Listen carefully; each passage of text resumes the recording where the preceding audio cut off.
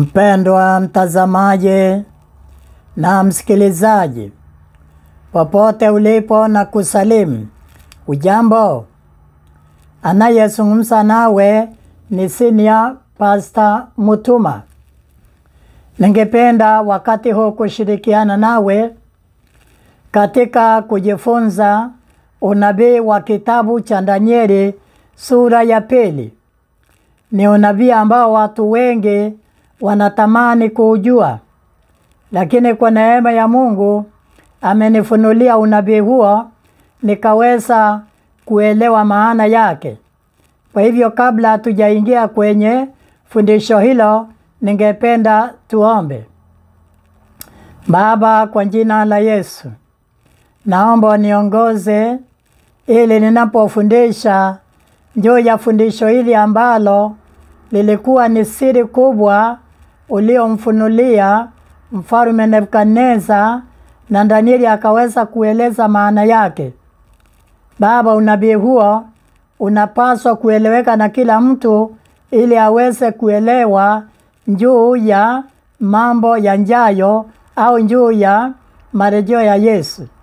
Niongoze ninapofundisha, Roho wako aniongoze niseme sawasawa na mapenzi yako. Kwa jina la Yesu nimeomba. Amen. Mpendwa msikilizaji, kama nilivyokwisha kusema ni ya kwamba ningependa tuweze kuangalia juu ya unabii wa kitabu cha Danieli sura ya 2. Sura ya 2 fungu la kwanza inaonyesha ya kwamba mwaka wa kwanza wa kutawala kwa Mfalme Nebukadneza aliweza kuota ndoto ambayo hakuweza kuikumbuka. Asubuhi akawaita waganga, wasahiri na wakalindayo ili waje wamweleze juu ya ndoto ambayo aliota na akakosa kuikumbuka. Basi neno linasema katika Danieli sura ya 2 fungu la 5 ya kwamba aliposhindwa kuelewa ndoto yake, akawaambia kwamba watakatakatwa vipande vipande. Fungu la 6 inaonyesha ya kwamba akawaambia, mkinieleza ndoto yangu na tafsiri yake, nitawapa zawadi na dhahabu na heshima nyingi. Danieli sura ya 2 fungu la 10 hadi 11 inasema ya kwamba wakalindayo wakamwambia mfalme ya kwamba hakuna mtu awezaje kueleza juu ya ndoto yako isipokuwa miungu wasio kuwa na kikao pamoja na wenye mwili. Danieli sura ya 2 fungu la 12 hadi 13. Mfalme akaagiza ya kwamba watu wote wenye hekima wauawe. Basi wale waliotumwa kutafuta wenye hekima wakampata Danieli, ambaye alikuwa ni mateka katika nchi hiyo ya Babeli, na alikuwa na wana wengine wa Yuda ambao tunawafahamu kama Meshaki, Shadraka, Abednego. Meshaki, Shadraka na Abednego. Mstari wa 14 mpaka 16, Danieli akamwambia yule mtu aliyetumwa kuwaua wale wenye hekima, akamwambia ya kwamba ampe muda ili aweze kutafuta maana ya ndoto yake. Au akamwambia huyo mtu ya kwamba ampeleke kwa mfalme ili amwombe ruhusa, ampe muda wa kutafakari juu ya ndoto yake. Basi Danieli akaenda, mfalme akamruhusu. Naye Danieli fungu la 17 inasema ya kwamba akaenda akawaambia wale vijana wenzake watatu ambao ni Meshaki, Shadraka na Abednego, akawaambia wamuombe Mungu ili aweze kuwafunulia juu ya ndoto ya Mfalme Nebukadneza ili watu wasiuliwe. Mstari wa 24 inasema ya kwamba Danieli akaenda kwa Arioko mlinzi wa mfalme, akamwambia ya kwamba asiwaangamize watu, bali amwingize kwa mfalme ili amweleze tafsiri ama amweleze ndoto yake na tafsiri yake.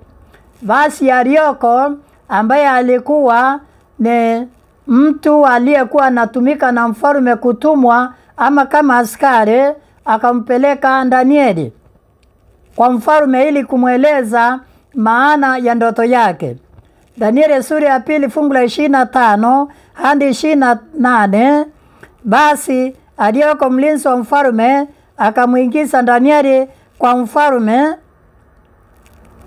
na ndipo inasemekana ya kwamba alipopelekwa Danieli akamwambia mfalme ya kwamba hakuna mwanadamu anayeweza kumfunulia mfalme ndoto yake, lakini yuko Mungu mbinguni afunuaye siri, naye amemjulisha mfalme mambo yatakayokuwa siku za mwisho. Fungu la 29 hadi 39. Samahani, naomba nirudie tena. Danieli sura ya 2 fungu la 29 hadi 35 inasema ya kwamba Danieli akamwambia mfalme kwamba mimi sikufunuliwa siri hii kwa vile mimi nina hekima kuwapita wengi, bali Mungu alitaka ufunuliwe siri hiyo ili upate kujua mawazo ya moyo wako.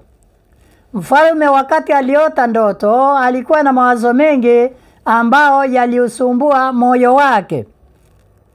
Basi inasemekana ya kwamba tukienda mstari ule wa 34, Danieli akamwambia ya kwamba wewe ulitazama samahani, hebu nirudi nyuma kidogo. Na nataka nirudi nyuma kidogo ndipo niweze kuwaonyesha kwa mfano. Ni ya kwamba mfalme Nebukadneza alipokuwa amelala aliota ndoto ambayo alisahau.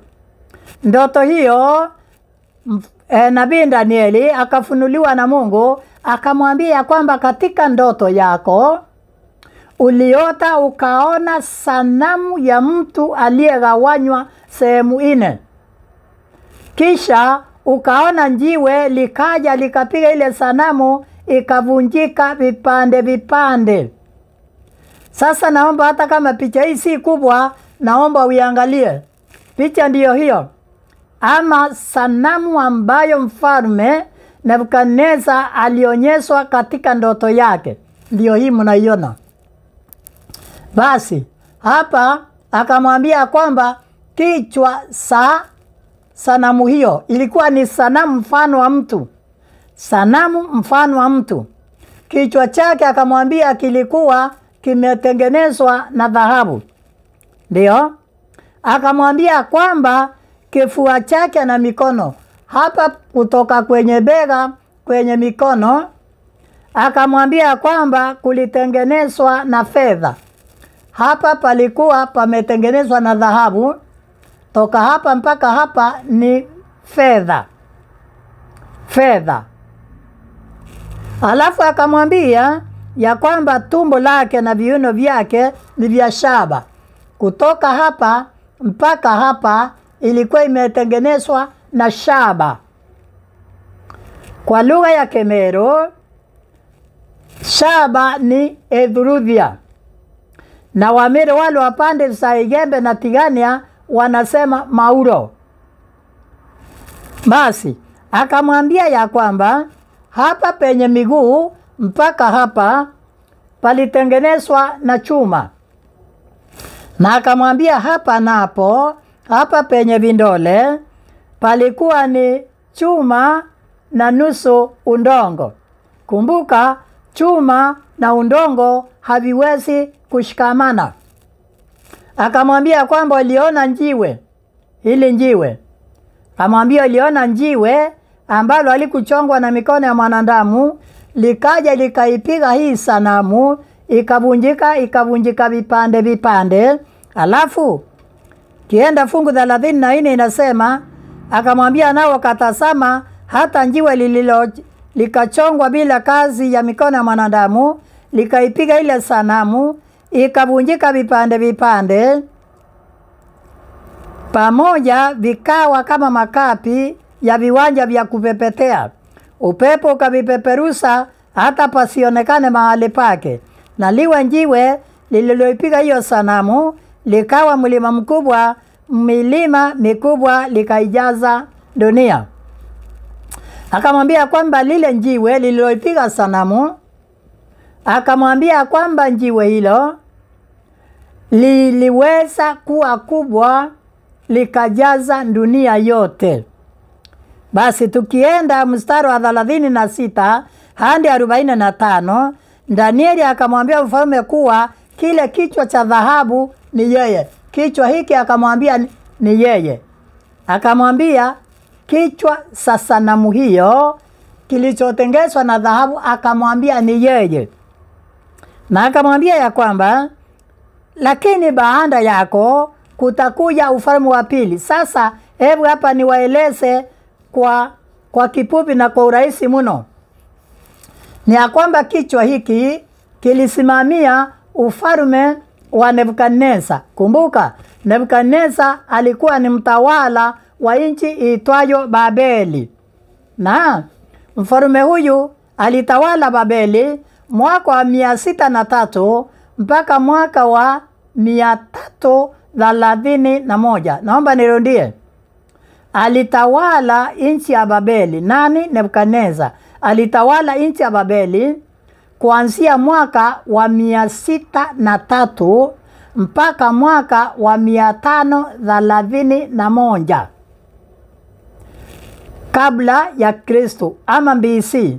603 to 531 BC, kabla ya Yesu kuzaliwa, ndio alitawala Babeli. Babeli leo ni nchi gani? Babeli leo ndio nchi inaitwa Iraki. Hao ndio walichukua wana wa Yuda ama Waisraeli mateka wakawapeleka kwao kuwatesa. Sawa? Akamwambia baada yako kutakuja ufalme wa pili. Ufalme huo nao ni ufalme uitwao Uamedi na Uajemi. Ilitokeaje? Baada ya mfalme Nebukadneza kufa, kulitokea mrithi wake ambaye alikuwa anaitwa Belisasa. Ukienda Danieli 5:25 nasema, na maandiko yaliyoandikwa ni haya: Mene, Tekeli na Peresi. Na tafsiri ya maneno haya ni hii: Mene, Mungu amehesabu ufalme wako na kukomeza. Tekeli, umepima katika mizani nao umeonekana kuwa umepunguka. Peresi, ufalme wako umegawanyika nao wamepewa Waamedi na Waajemi. Ndio. Ndipo Belisasa akatoa amri, nao wakamuvika Danieli mavazi ya rangi ya zambarau, wakatia mkufu wa dhahabu shingoni mwake, wakapiga mbio kutangaza habari zake ya kwamba yeye ni mtu wa tatu katika ufalme wake. Usiku huo Belisasa mfalme wa Kalidayo akauawa, na Dario Mumedi akaupokea ufalme, nayo umri wake ulikuwa miaka 62. Sasa ni hivi wapendwa, ni ya kwamba baada ya Nebukadneza kufa, Belisasa akachukua utawala. Belisasa hakuelewa vile Nebukadneza alivyokuwa amemjua Mungu kutokana na Danieli. Maana Danieli alipotafsiri ile ndoto ya mfalme, Danieli baada ya kutafsiri ndoto ya mfalme, tunaona ya kwamba Danieli alipewa heshima na akapewa kiti katika utawala wa Babeli. Sasa sikia, baada ya kuondoka kwa Nebukadneza, mrithi wake ambaye ni Belisasa akachukua vikombe vilivyotumika katika nyumba ya Mungu, akaenda akanywa navyo pombe katika karamu yake. Walipokuwa anakunywa pombe, vikombe ambavyo baba yake hakuvitumia. Kumbuka, ni vikombe ambavyo waliteka kule Israeli. Alipokuwa anakunywa pombe na vile vikombe, akaona mkono unaandika ukutani, ukaandika Mene, Tekeli na Peresi. Maandiko yakamsumbua sana. Sasa ikawaje? Mama akaja akamwambia ya kwamba usihangaike, kuna mtu hapa wa wana wa Yuda aitwaye Danieli, alitafsiria baba yako juu ya ndoto ambayo ilimsumbua sana, na akamweleza maana yake. Nenda kamuite. Danieli akaenda, akaitwa, akaja, akamsomea kama vile tumesoma kwenye Biblia, ambapo inasema ya kwamba maneno aliyoona yameandikwa ni mene, mene, tekene na peresi. Danieli akamwambia tafsiri ya maneno haya ni hii: mene, Mungu amehesabu ufalme wako na kuukomesa. Tekeli, umepimwa katika mizani nao umeonekana kuwa umepunguka. Kama vile Belisasa alivyopimwa, ndivyo Mungu anavyopima tabia zetu na mawazo yetu, aone kama yanafaa au la.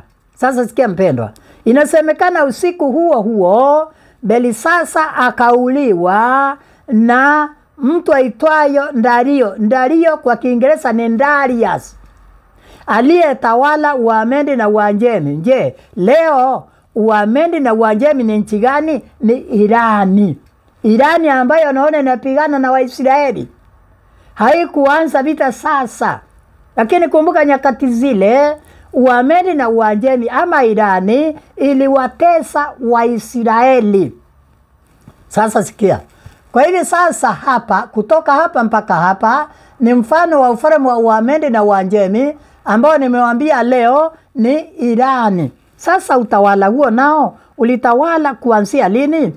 Ulitawala tangu Belisasa alipokufa, maana siku hiyo hiyo ambayo Danieli alimweleza maana ya yale maandiko yaliandikwa ukutani, siku hiyo hiyo aliuliwa. Askari wa Dario wakaja wakapata Belisasa na maaskari wake wamelewa, wakawaua. Na kwa hivyo Dario akachukua utawala wa nchi yake ya Uamedi na Uajemi, akatawala Uamedi na Uajemi pamoja na Babeli, au kwa majina ya leo Dario au Darius wa Iran akatawala Iran pamoja na Babeli ambayo ndio tunaita leo Iraki. Akatawala nchi zote mbili. Na utawala wake ulianza mwaka wa 539 BC mpaka 331 BC. Sasa sikia. Utawala wake haukudumu. Kumbuka, sababu ya Mungu kuonyesha Nebukadneza sanamu hii, alitaka kumweleza juu ya falme wake, namna utaisha na namna falme zitafuatana na namna kutatokea mpaka ufalme wa mwisho. Sawa. Huyo naye akauliwa ama akaondoshwa, ufalme wake ukaondoshwa toka hapa mpaka hapa. Ni mfano wa ufalme wa Yunani. Uyunani ni nchi ambayo ilitawaliwa na Alexander the Great ama Alexander Mkuu. Huyo Uyunani ama Wayunani walitawala kuanzia mwaka wa 331 mpaka 168 BC. Huo ufalme ukaisha, kukaja ufalme wa 4 ambao ni toka hapa mpaka hapa. Nao ni ufalme uliofananishwa na chuma, wenye nguvu. Maana maandiko yanasema ya kwamba chuma ina nguvu ya kuvunja vitu vipande vipande. Ufalme huo nao ulikuwa ni ufalme wa Warumi, wa Roma. Ulianza 168 BC mpaka 476 AD.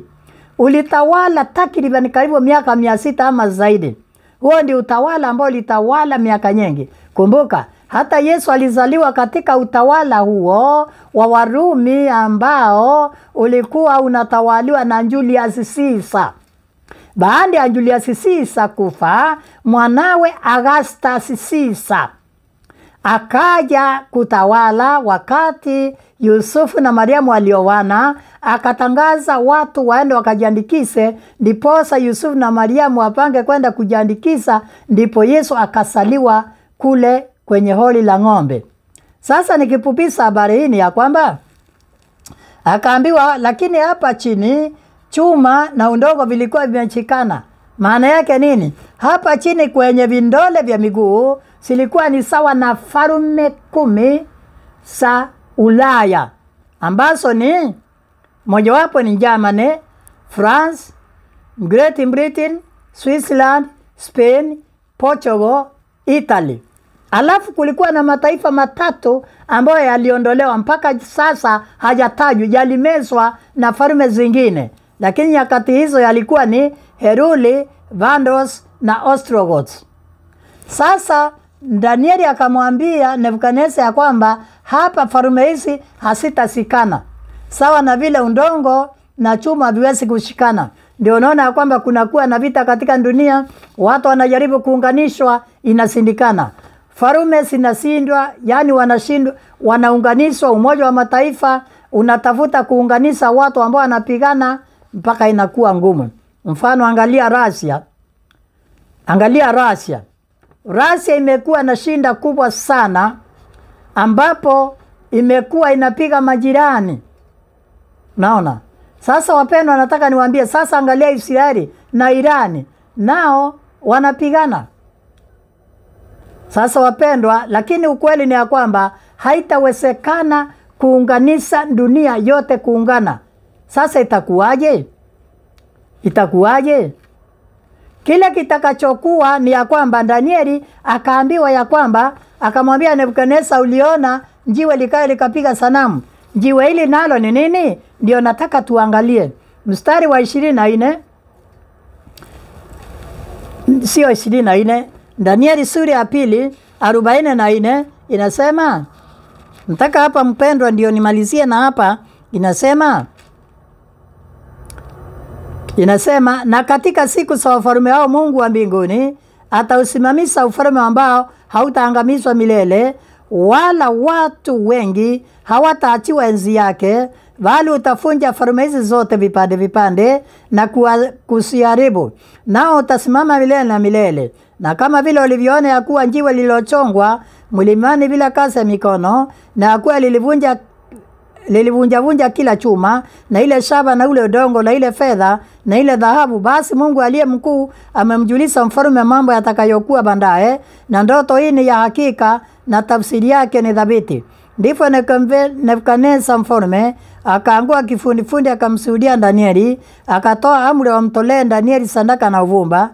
Mfalme akajibu akamwambia Danieli, hakika Mungu wenu ndiye Mungu wa miungu na Bwana wa mabwana, awezaye kufumbua siri, kwa kuwa wewe uliweza kuifunua siri hii. Basi mfalme akamtukuza Danieli, akampa zawadi kubwa nyingi sana, akamfanya kuwa mkubwa juu ya liwali wote wa Babeli, na kuwa liwali mkuu juu ya wote wenye hekima wa Babeli. Sasa mpendwa, ni ya kwamba tumesikia kwamba Danieli amemwambia kwamba Mungu atasimamisha ufalme wake ambao utakuwa ni ufalme wa milele. Sasa ufalme huu ni ufalme gani? Sasa jiwe ni nini maana yake? Niruhusu nisome, maana sitaki kuongea dakika nyingi. Ama niseme mafungu. Matendo ya Mitume sura ya 4 fungu la 10. Petero wa kwanza sura ya 2 fungu la 6. Waefeso 2:20 inasema ya kwamba Yesu ni jiwe. Yesu ni jiwe. Yesu ni jiwe. Haya, sasa Yesu huyu ambaye ndiye jiwe, Ufunuo 11:15 nikinukuu kwa kifupi, nasema ufalme wa dunia umekwisha kuwa ufalme wa Bwana wetu na wa Kristo wake, naye atamiliki hata milele. Sasa sikia mpendwa, Kristo anakuja kuvunja falme zote za dunia na atatawala milele na milele. Sasa katika utawala wake atakuwa na akina nani? Nani watatawala pamoja naye? Enda pamoja nani katika Isaia 26. Isaia ni ile 26 na fungu la 2 nasema, wekeni wazi malango yake, taifa lenye haki lisikalo kweli liingie. Sasa sikia, Yesu atatawala pamoja na taifa lenye haki. Lini? Wakati dunia itafanywa kuwa mpya, Yesu atatawala pamoja na taifa lishikalo kweli, ambalo linaitwa taifa la wenye haki. Yesu atatawala, lakini kumbuka, mtawala lazima awe na watu ambao wanamsaidia kazi. Ndio mpendwa, hebu enda Ufunuo 20 fungu la 6 inasema, huo ndio ufufuo wa kwanza. Heri na mtakatifu ni yeye aliye na sehemu katika ufufuo wa kwanza. Juu yao mauti ya pili haina nguvu, wala bale watakuwa makuhani wa Mungu na wa Kristo, nao watatawala pamoja naye hiyo miaka 1000. Watakatifu watatawala pamoja na Yesu miaka 1000. Kumbuka, watakatifu wao watakapokuwa natawala pamoja na Kristo, nataka nikuambia kwamba hata watahukumu ulimwengu. Ulimwengu maana yake ni nini? Ulimwengu ni wale watu walioasi. Watawahukumu wapi? Wakorintho wa kwanza 6 fungu la 2 nasema, hao hamjui ya kwamba watakatifu watahukumu ulimwengu? Na ikiwa ulimwengu utahukumiwa na ninyi, je, hamstahili kukata hukumu zilizo ndogo? Watakatifu pamoja na Kristo watahukumu ulimwengu. Ulimwengu wa waasi. Mpendwa, nataka nikualike katika kundi kubwa hilo la watakatifu wasikao kweli, ambao Yesu akija baada ya kufanya dunia kuwa mpya, atatawala pamoja nao. Falme zote za dunia zitakuwa zimeondoswa, zitakuwa zimeangamizwa. Kisha Yesu atatawala pamoja na watakatifu katika muda wa miaka isiyohesabika. Lakini mbinguni watatawala kwa muda wa miaka 1000. Mbinguni watakatifu watakuwa pale mbinguni pamoja na Kristo, pamoja na Kristo. Wapendwa, katika kitabu cha Mathayo sura ya 5, katika ile mahubiri yake Yesu pale mlimani, inatoa maneno ambayo Yesu alisema, heri, heri, heri. Fungu la 5, heri wenye upole, maana hao watairithi nchi. Wapole, wenye haki, watarithi nchi hii, watatawala pamoja na Kristo. Itakuwaje kwa habari za Shetani? Ufunuo 20, Shetani atakuwa ameangamizwa. Watu waovu watakuwa wameangamizwa. Watabakia wenye haki na pamoja na Kristo. Wao ndio watatawala katika utawala ambao ni wa haki, ambao hakuna dhuluma. Na katika utawala huo hakutaonekana rushwa. Katika utawala huo hakuna kifo, hakuna mauti. Wataishi pamoja na Kristo. Ukitaka kuelewa zaidi, nenda katika Ufunuo sura 21. Ufunuo sura 21 inaonyesha ya kwamba Mungu atafanya dunia kuwa mpya, ndipo ikaliwa na watakatifu. Watakatifu ni gani? Waliokuwa wenye dhambi wakuu, wakajua dhambi zao, wakaungama na wakasamehewa. Mpendwa, nataka nikualike kwenye kundi hili kubwa ambalo karibuni Yesu anakuja kulichukua mbinguni. Baada ya kwenda mbinguni wakaa miaka 1000 kulingana na Ufunuo sura 20. Wakikaa miaka 1000 watashuka tena katika dunia hii. Kisha dunia itafanywa kuwa mpya, itafanywa kuwa dunia mpya, na itakuwa na makao makuu yaitwa Yerusalemu mpya, ambayo yatashukishwa katika mlima wa Mizeituni. Sawa mpendwa? Sasa katika dunia hiyo watakatifu wataishi pamoja na Kristo. Ndio Danieli akamwambia Nebukadneza ya kwamba Mungu atasimamisha ufalme wake. Karibuni Yesu anakuja kusimamisha ufalme wa haki, ambapo hakuna mauaji, ufalme ambao hakuna dhuluma, ufalme ambao hakuna rushwa, ufalme ambao Yesu ndiyo mtawala pamoja na watakatifu wake, pamoja na wateule wake, na watakuwa akimuona Baba uso kwa uso. Maana Mungu atahama kutoka mbinguni, atashuka kwenye dunia kulingana na Ufunuo sura 21 fungu la 4 inasema, naye atafuta kila chozi katika macho yao, wala mauti haitakuwapo tena, wala maombolezo, wala kilio, wala maumivu hayatakuwako tena, kwa kuwa mambo ya kwanza yamekwisha kupita. Nirudi mstari wa 3. Nikasikia sauti kubwa kutoka kile kiti cha enzi kisema, tazama, maskani ya Mungu ni pamoja na wanadamu, naye atafanya maskani yake pamoja nao, nao watakuwa watu wake, naye Mungu mwenyewe atakuwa pamoja nao. Mpendwa, nataka niombe kwa ajili yako, nikisema ya kwamba karibuni Yesu anakuja kuangamiza falme zote za dunia, asimamisha ufalme wake, ufalme wa milele ambao atatawala pamoja na watakatifu. Hebu niombe, nikiomba ya kwamba Mungu akusaidie wewe na mimi tujiandae kumpokea Yesu anaporudi. Kwanza sasa hivi tumpokee ndani ya mioyo yetu, tuwe tayari kumlaki ajapo, na akija hakika tutaenda naye mbinguni miaka 1000. Kisha baada ya miaka 1000 tutashuka kwenye dunia kisha kufanywa mpya. Yesu atafanya dunia kuwa ni mahali ambapo atatawala, ambapo hakutakuwa na milima wala bahari. Asante mpendwa, naomba Mungu anisaidie siku nyingine tena nije tuweze kuendelea tuone naye Danieli alionyeshwa juu ya falme hizi kando na vile Nebukadneza alionyeshwa. Danieli naye alionyeshwa juu ya falme hizi na akaonyeshwa vile kutaondokea mfalme ambao atatesa watu wa Mungu, ndipo Yesu aje kumwangamiza. Tuombe. Baba, kwa jina la Yesu, bariki msikilizaji na mtazamaji mpendwa. Msaidie pamoja nami kujiandaa kwa ajili ya kukungojea unaporejea mara ya pili. Tusaidie kuwa tayari ili unapotokea tukulaki hewani. Ikiwa kuna dhambi ndani yetu ambazo zinaweza kutuzuia, naomba tusamehe na ututakase. Bariki msikilizaji anayesikiliza, hasa wale wanasikiliza katika Radio Tuliza, na wote watakaotazama na kusikia kwenye channel ya YouTube yangu. Wabariki wote, waandae kwa ajili ya ufalme wako pamoja nami, kwa jina la Yesu nimeomba. Amen. Mpendwa msikilizaji na mtazamaji, endapo ungependa kujua mengi ambayo nimefundisha, naomba utembelee channel ya YouTube yangu. Ukienda kwenye channel ya YouTube yangu, tafuta jina Pastor Mutuma Senior, utapata mengi ambayo nimefundisha. Na naamini kwa neema ya Mungu atanisaidia kukutana na wewe tena katika mahubiri mengine ambayo Bwana atanisaidia kujiandaa. Mungu akubariki na kutende mema. Lakini endapo ungependa nikifundisha fundisho liingie kwenye simu yako mara moja, naomba usubscribe. Nataka niwashukuru wale waliosubscribe, maana mafundisho yangu ninapofundisha yanaingia kwenye simu yao mara moja. Bwana wabariki nyote na kuwatendea mema. Amen.